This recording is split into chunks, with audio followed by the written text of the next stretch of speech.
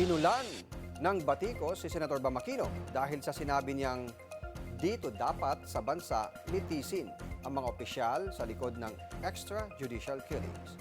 Narito ang ating politiko update. Feeling vindicated ngayon si dating Senador Antonio Trillanes IV. Kasunod ng naging pahayag ni Senator Bam Aquino sa isang panayam na ideally, dito dapat sa Pilipinas ang paglilitis sa mga idinadawit sa extrajudicial killing noong panahon ng war on drugs ng Duterte administration.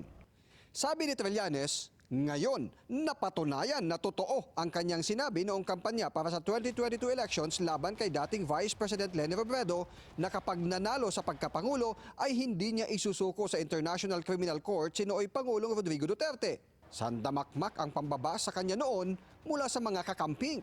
Pero ngayon na niya, balik ang bashing kay Senator Bam. Bilang kasama sa mga naghain ng kaso sa The Hague, personal para kay Trillanes ang naging pahayag ni Aquino.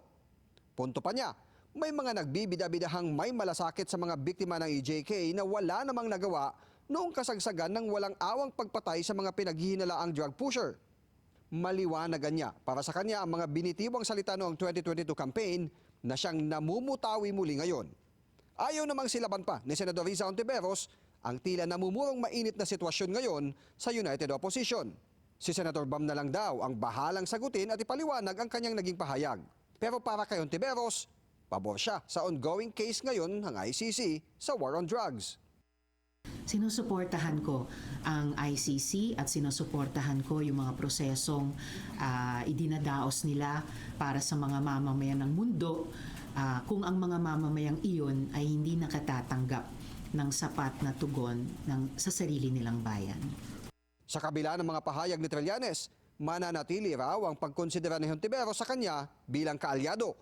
Hindi rin pinalagpas ni dating COA Commissioner Heidi Mendoza ang pahayag ni Senator Bam. Insensitive ito anya sa mga biktima ng EJK na hindi kayang tumaya kung ang dating Pangulo ang kalaban. Tumanggi na muna magsalita pa si Senator Bam. Last time kasi one camp tayo, nabalik ko rin yung sinabi ko. So just read the statement na ng honest. Maglalabas na lang daw siya ng written statement kaugnay ng kanyang kontrobersyal na pahayag.